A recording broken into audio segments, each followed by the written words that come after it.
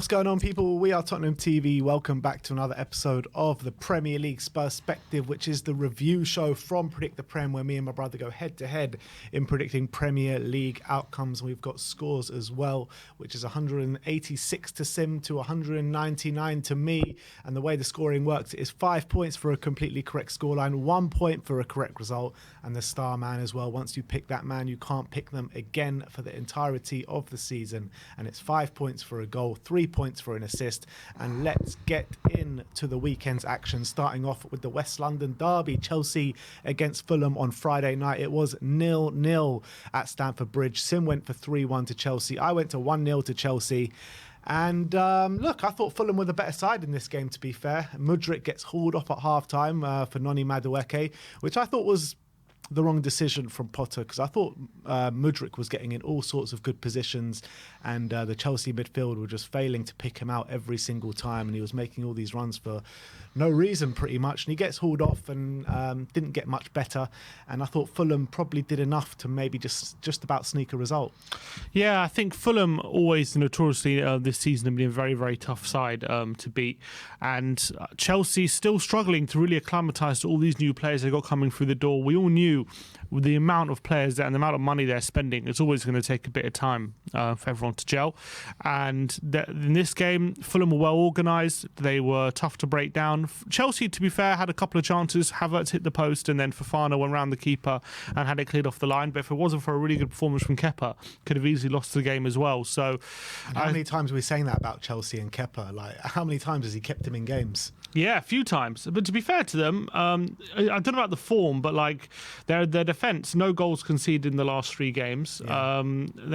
So maybe their defence is starting to turn around. If they can just click together going forward, maybe you'll start to see the real Chelsea. But right now, they just haven't got going. They're still feeling their way into the season. And in terms of their race for top 4, 10 points behind top 4 now. That if that gap keeps getting bigger, don't know if they'll make it from now to the end of the season, and whether they'll have the time this season to really gel remains a big question mark right now. Yeah, it does, and we'll have to see how that develops for Chelsea.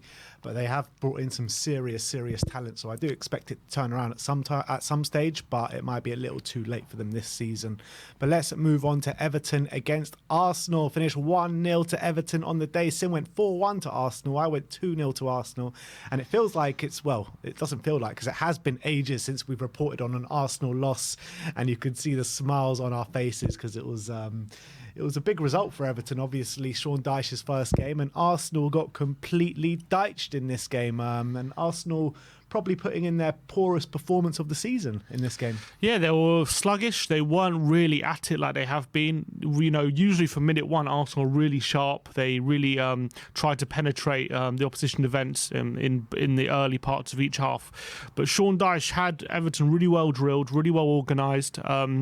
Defensively, they were so much more on point and organised than they were under Frank Lampard, and they seemed like nothing was getting through their backline. Arsenal had a couple of chances, maybe notably from Saka, who had a shot cleared off the line. But Everton, I think the main thing for Everton wasn't just that they were defensively solid, but when they did get on the ball and have a chance to attack, they did look dangerous. They were whipping crosses in the box. I think Dyche obviously had Wyatt McNeil when he was at Burnley, and I think he really knows how to use him. Just get him out wide, get him whipping in as many crosses as possible from the wide position. That's how you get the best out of Wyatt McNeil, and he was doing that into Calvert-Lewin quite frequently, and it was causing problems. Calvert-Lewin will probably be a bit disappointed he didn't get on the score sheet with some of the chances he had. And then the second half, they got the goal from the set piece, and they never really looked like, to be fair, in danger of conceding in the latter part. Arsenal obviously pushed, but to be fair to Everton, while watching the game, it didn't really seem like Arsenal were going to score. So that's credit to them for their defensive display. And maybe this appointment could be inspired by Everton and get them to safety, because they really were sleepwalking into relegation with Lampard at the helm. Yeah, I always thought it was the right appointment, to be honest. When I saw the likes of Bielsa being linked and stuff like that, I literally said they have to get Dyche. Dyche is going to be the best man for them, and it looks like it's proving that way with a brilliant 1-0 win over the league leaders. And it had to be James Tarkowski, didn't it? Another one of his Burnley old boys coming through for him and scoring the winner, and a man-and-match display for James Tarkowski. So big up Sean Dyche, big up Everton. When talking about Arsenal, too early to talk about chinks in the armour yet? Yes. Never too early. Never too early to talk about It is too early because these next two games now are massive for Arsenal.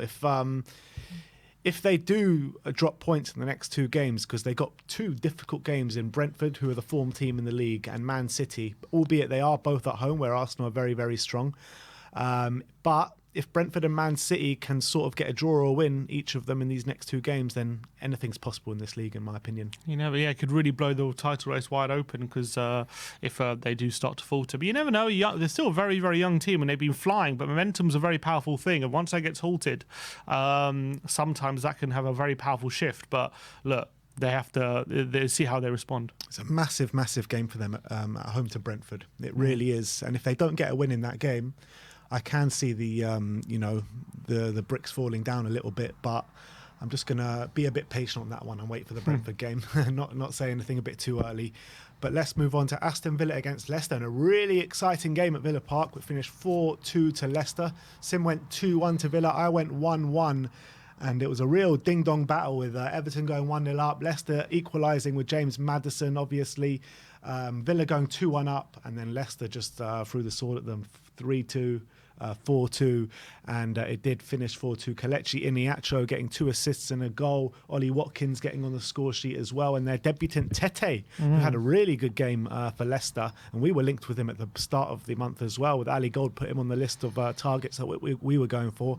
A really impressive display, and everyone was predicting Leicester to drop points in this game. They've been shocking since the return of the Premier League after the World Cup, so this is maybe some life in the legs of Leicester at the moment. Yeah, and I always felt Aston Villa and Unai Emery, just obviously he's turned things around, definitely made them more better organised than they were under Steven Gerrard, and defensively they're kind of more robust, or they were before this game. But I always felt like their form was on a bit of a house of cards in a way, because a few of their results I felt they got a lot better than their performance deserved, and I felt like they got a bit lucky in a few of their wins, and maybe in this game it started to tell, because they despite the fact that Villa had, I think, outshot them by about twice as many shots, I think Leicester had about double the XG, so Leicester were really creating the better chances compared to Aston Villa despite the possession.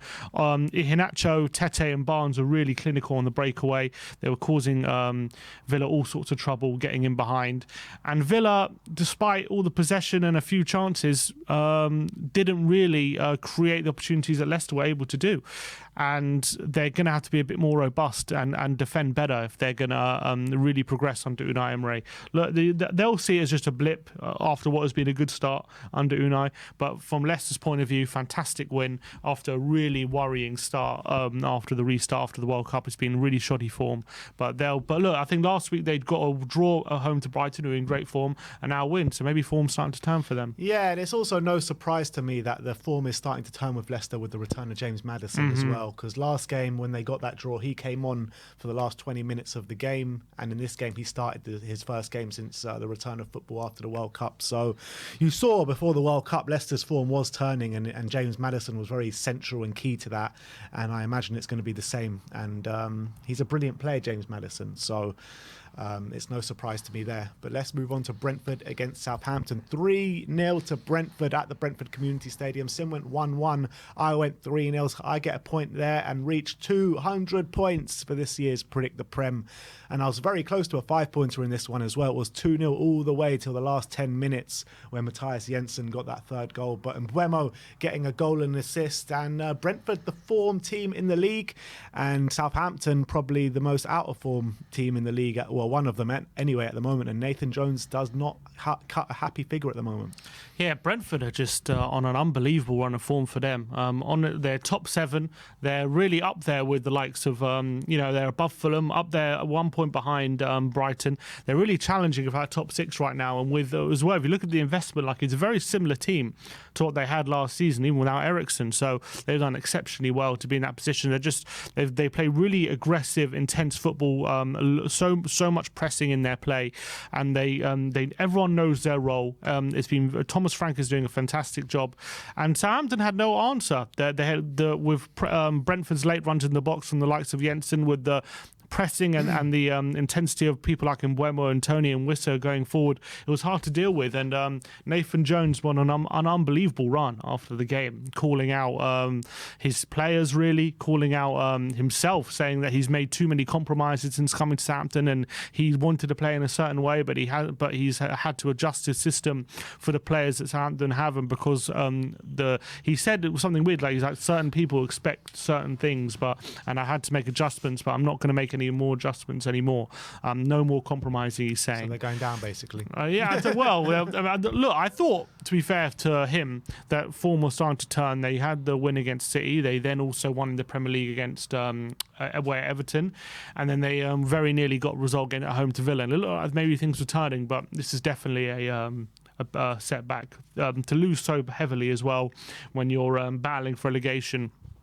There's obviously going to be a big blow to him, and now he's under increasing pressures. Even talk of him going very soon, but if form doesn't turn around, and he's only just been appointed very recently, so he was talking himself up in that post-match press conference, saying, my teams at Luton are one of the best in Europe, like XG wise and pressing wise, and it's going to be interesting to see what changes he makes going forward, if there's going to be a big change, if he's not going to compromise anymore. But yeah, kudos to Brentford, because they're having a phenomenal time at the moment. Yeah, no one has picked up more points in the Premier League in the last 5 games than Brentford. They've scored 10 goals, conceded 1, and picked up 13 points in their last 5 games, which is really impressive. And, you're looking at the top 3 form teams in the league. You're looking at Brentford, Nottingham Forest and Brighton. It's crazy to think of. And they've had big wins. They won away at the Etihad recently. They beat Liverpool at home. They won away at West Ham. They have some big wins there. Not like they've had easy games. So, Arsenal next. Well, let's hope they can do everyone a favour. Absolutely. All right, let's move on to Brighton now. 1-0 against Bournemouth at the Amex. Sim went 3-1 to Brighton. I went 3-0. And it was just about 1-0 as well. Matoma getting that goal with a few minutes left to go with a header in the 6-yard box. And look, Brighton did deserve to win this game. But they just couldn't find the net. They couldn't find the net the whole game, and they would keep pushing. They finally got that winner. But it's always in these kind of games that Brighton seem to struggle. I mean, when they come up against the better teams, they usually perform really well. But I feel like when they come up against teams in the lower half of the league, they sometimes do struggle. Yeah, I just think they like the space to play. I think De Zerbi is a good footballing manager, and he likes when teams come and play against him, because he likes to be able to go punch for punch, and he likes having the space. When the space is congested and teams like Bournemouth come and sit deep, then obviously it's a lot more difficult for teams like Brighton to really open them up and play that expansive football that he likes to play. I think playing against a team like Liverpool, for example, then they're going to press high, they're going to come at you, they're going to leave, they're going to take risk and leave all that space. It's perfect for him. He's just going to play his triangles, play around the press and attack the space with the likes of Matoma or it was Trossard, but now like Welbeck and all these kind of players. Solly March, attack from wide areas. But teams like Bournemouth try and make it difficult for you, and they make it congested, and they can pound their own half. And Bournemouth, to be fair to them, did all right in this game. They've got a few new signings to integrate into the team. Traore got his first start in the team, and they did create 1.1 XG, so it's not terrible away to a good informed Brighton team. But Brighton with 2.5 XG, they did create the chances to win the game, and they probably felt like they got what they deserved right at the end. A good header from Matoma. And what form Matoma is on. Unreal form he is on. I think in the last 6 games, he's been getting a goal or an assist. Actually, I think it's last 8 games. Last 8 games, I think he's got a goal or an assist. He's scored in his last 3 games, and I'm not sure about the assists, but he had 2 games where he didn't score, with Middlesbrough in the Cup and Liverpool. And then he scored against Everton and scored against Arsenal as well. So that's 5 goals in his last 7 games. Yeah, in his last 5 Premier League games, 4 goals and 1 assist. Like he's on red hot form, and he's becoming one of the revelations of the season, Matoma. And this time it wasn't a tricky play on the wing. It was just a header in the box as well. So it shows that determination he has to mix it up and get on the end of things when possible. But he's absolutely flying, and Brighton as well, flying high, 6th in the league now. 5 points behind Spurs with 2 games in hand.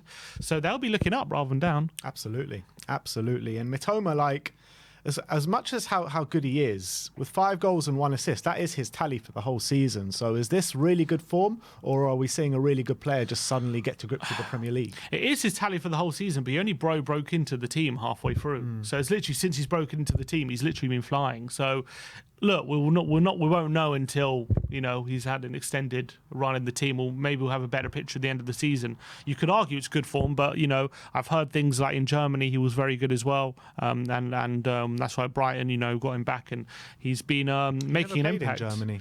Was it not Germany No, when he was at? He played in Japan, then he went to Belgium. Belgium, I heard that was it, not Germany. So who knows? We'll see. Yeah, look, at the end of the day, right, I noticed him coming off the bench last season. I remember a game against Arsenal, a few games last season where he came on and really impacted games, and he started doing that again this season and then broke into the team, and he's kind of flourishing. So I actually don't think it's just good form. I think he's a really, really good player. And at 25 years of age, he's got a good few years behind him. So I think he's going to get a big move this summer. I really do. And hopefully it'll be Spurs, but I can't see us. I think he's going to cost a lot of money. But let's move on to Manchester United against Crystal Palace. 2-1 to Man United on the day. Sim went 1-0. I went 2-0. And again, I nearly got the 3-pointer if it wasn't for a Jeffrey Schlupp goal with 15 minutes to play. And Rashford getting on the score sheet again. But the big talking point here was the Casemiro sending off with about 20 minutes to go. He put 2 hands on, I can't remember who it was. I think it was Will Hughes. Will Hughes. And the ref gave him a straight red, which means he's going to miss the next 3 games. A lot of hoo-ha has been made out of it. What are you thinking? I mean, I've seen it again. I didn't think too much of it. I think it was a bit of a melee. A lot of things were happening in that melee, and they zoomed in for some reason on Casemiro because he had 2 hands on Will Hughes. But I really didn't think there was much of it. I think they could have got away with not sending him off, or a booking or something like that. I think the slow-mo and the stop images make it seem a lot more aggressive than maybe it was. I think it was just a bit of an argy-bargy kind of thing, and they made a meal of it, the refereeing and VAR. VAR was the one who sent him off, obviously. Obviously, you shouldn't put your hands on the opponent, but it wasn't like a punch or anything, He didn't like take a swing. He didn't like choke him. It was just like there was a bit of aggression, but I didn't think there was that much in it, to be honest. So I think he was a bit unlucky. If you put 2 hands around someone's neck, is that not a sending off? You have to watch it again. I think slow-mo makes it look worse than it is. It wasn't like strangling him like that. It was just like, I don't know. You have to watch it. You have to see it again. It was just a bit of nothing, in my opinion, anyway. I think he probably could have got away with a yellow in that situation. Obviously, he's an idiot for doing it anyway, regardless. But you're giving the referee an option, aren't you? Of course you are. To make. Of course you are. And then obviously Palace got back in the game after United went 2-0 up and Schlupp scored. But they didn't really, against 10 men, they could have probably caused United a few more problems. Maybe lacking Zaha's dribbling ability and incisiveness. They didn't really have the options up front to really give Man United the questions of their backline. And they held strong for the final 10 minutes and didn't really look like they were going to concede. And they were deservedly in the lead before that. There was a really good team goal, the second goal, which Rashford put Man United 2-0 up. Obviously, they won a penalty with a handball in the first half as well. So Man United keep on going strong. Another good win for them, but we'll see how they do with Casemiro out for the next 3. Yeah, I mean, the next 3 games, they got a double header against Leeds, and they've got Leicester at home. Do you think he'll be such a miss for those games? Yeah, he should be all right. It should be all right. Should be all right. You never know, but they should be all right. And also, they got Barcelona in between there in the Europa League playoffs. So I mean, it'll be good for Casemiro and United for him probably to get a rest around those games, wouldn't it? Yeah, you're probably right about that. I think it will actually stand them in good stead, even though you don't want your best players to be missing, and he's been a massive cog for them, Casemiro. So anyway, let's move on to Wolves against Liverpool. 3-0 to Wolves at Molineux. Sim went 2-1 to Wolves, and I went 1-0 to Liverpool, and Sim gets a point for this one. And look, it was a well-deserved result for Wolves. It was terrible defending from Liverpool on the day. I mean, I don't understand how Liverpool are defending like this. Klopp is saying something needs to change very soon if the form is going to turn around. But Liverpool have just fallen off a cliff. They've been absolutely shocking, and it seems like they're getting worse at the moment. But you've got to give credit to Lopetegui and Wolves for winning this game. Dawson, I think Wolves' debut, gets a goal. Ruben Neves gets a goal, and obviously an own goal early on from Joel Matip. So got good deserved points for Wolves. Yeah, and Liverpool again at the back, they're just all over the place. Obviously not helped by the absence of Konate and Van Dijk at centre back and in midfield as well. They just seem to way too open. With the quality Wolves have in the middle, it was very easy for them to just cut through Liverpool very, very easily. And the chances they created, obviously the Matip own goal was a bit unlucky, but Hwang got into the area way too easily. The second one was just a mess at the back. Header was blocked and it falls to Craig Dawson. He smashes it home. There's no willingness to put your body on the line and defend and get the ball clear. To be fair to Liverpool, they did create some chances. Darwin Núñez, again, missing some real big chances in this game. And if it wasn't for his poor finishing, they might have got back in the game. The second half, it was kind of just Wolves waiting it out, sitting deep and counter-attacking Liverpool. And they did finally get the third goal on the counter. Adama Traore laying it on a plate for Neves.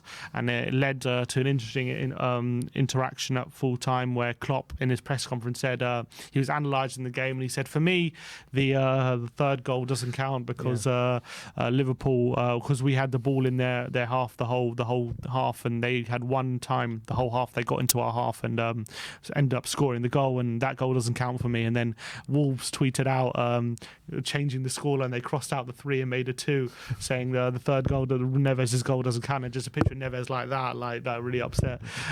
So a bit of banter there. But Liverpool at the moment all over the place. Gakpo hasn't got going whatsoever since coming in. They've got really big struggles in their balance in midfield, and with Van Dijk and Konate out as well, their back line just seems so vulnerable. And at the moment, look, with a team like Liverpool, they've got the ability to just turn it around. We know under Jurgen Klopp, once they get injuries back and whatnot, they have that ability. But then even below Chelsea, they're 10th. They've lost 3 of their last 4 games. No win in 4 as well.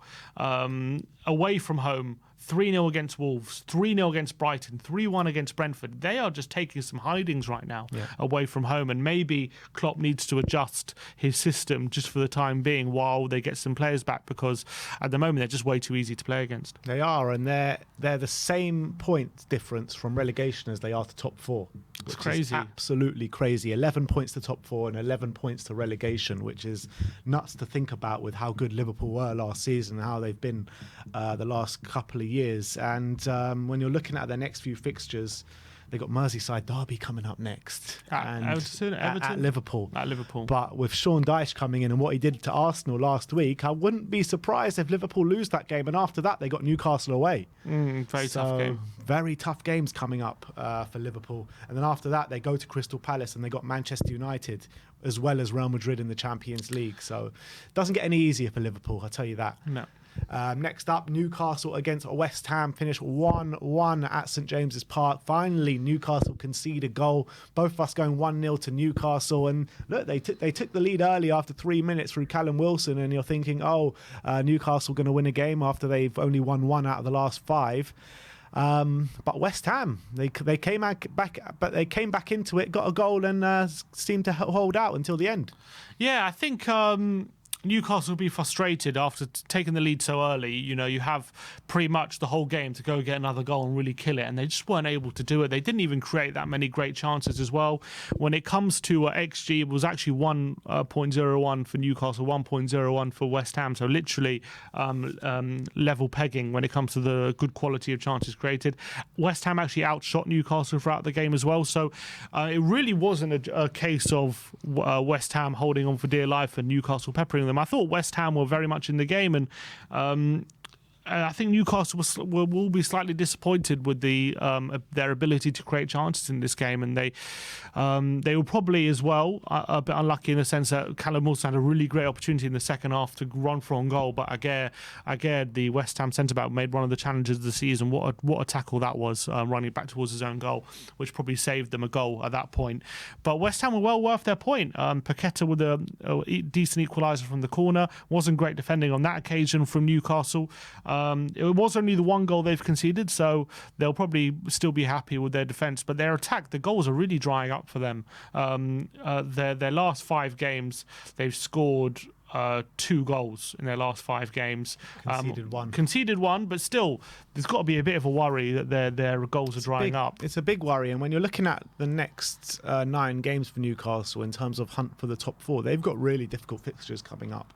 And they're dropping points in games where they really shouldn't be if they got aspirations for the top 4. They've got Liverpool, Brighton, Man City, Wolves, Manchester United, Brentford, all coming up in the next 9 games. So they've got very difficult games. And when you compare that to maybe our fixture list, where we've got quite a favourable fixture list over the next 9 games, I think that it gives us a real big opportunity now that if we go on a run, that we can stamp our authority in this top 4 race. Yeah. 100%. Let's move on to Nottingham Forest against Leeds. Finished 1-0 to Forest on the day, which sealed Jesse March's fate. He got sacked yesterday as Leeds manager. Sim went 2-2. I went 2-1 to Forest, so I get a point on the board for this one. And it's strange because Leeds seem to be playing well every week. They just can't seem to be getting the points on the board, and this was no different. You know, they had many chances. Keylor Navas was debutant in goal for Nottingham Forest. He got man the match on the day.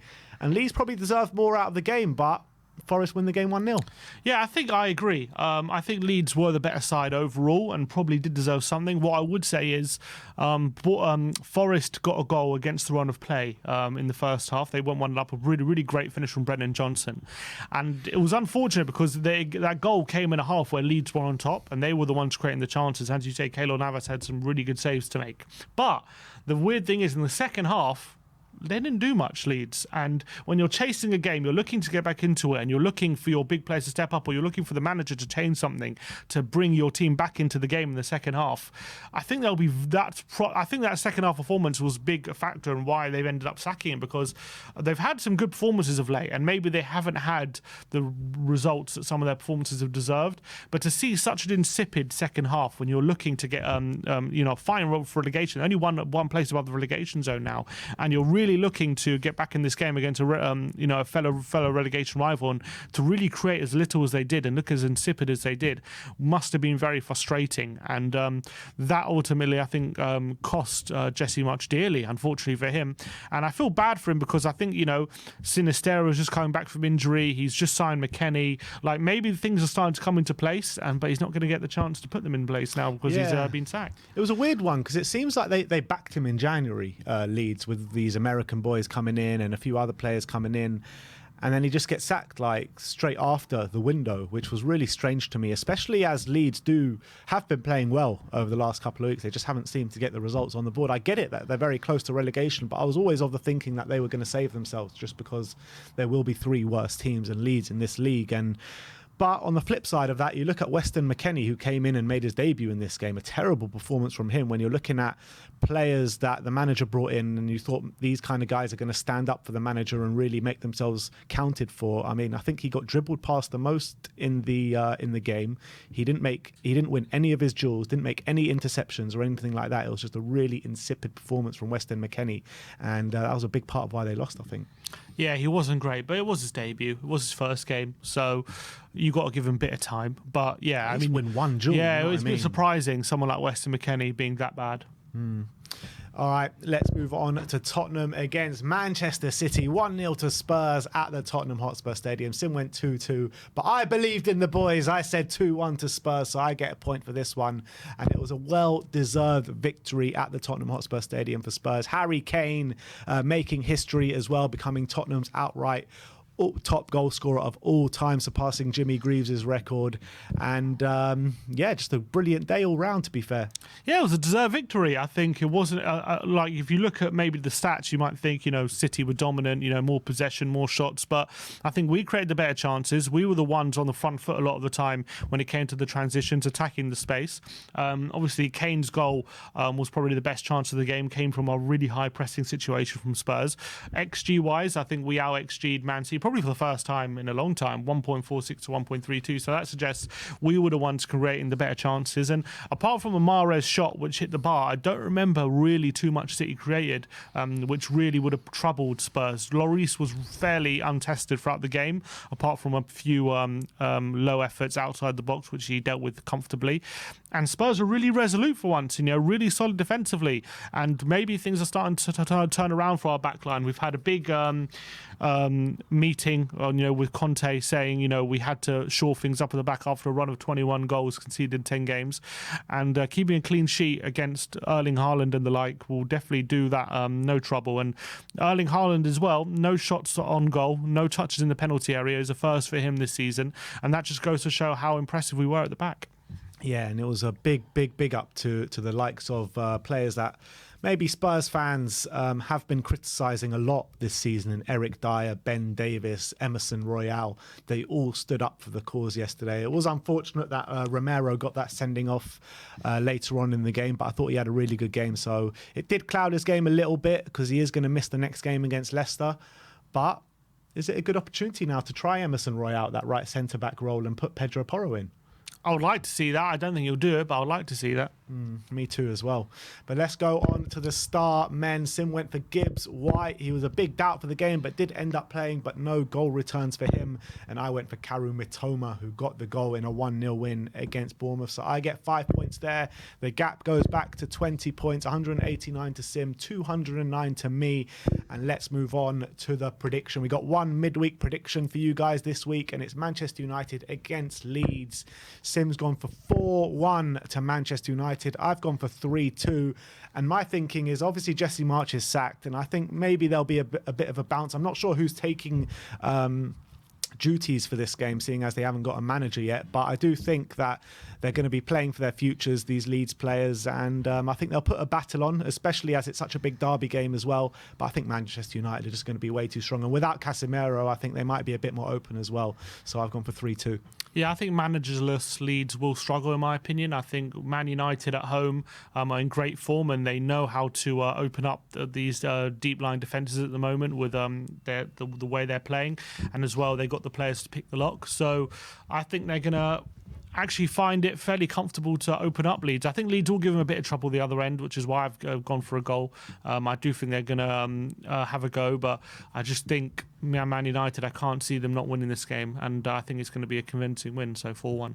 All right, so there you have it. That is our Premier League Spur-Spective for this week. Catch us later on in the week as we'll be doing another round of Premier League predictions for this weekend's clashes. But thank you everyone for joining us today. Like, subscribe and comment. And as always, come on you Spurs.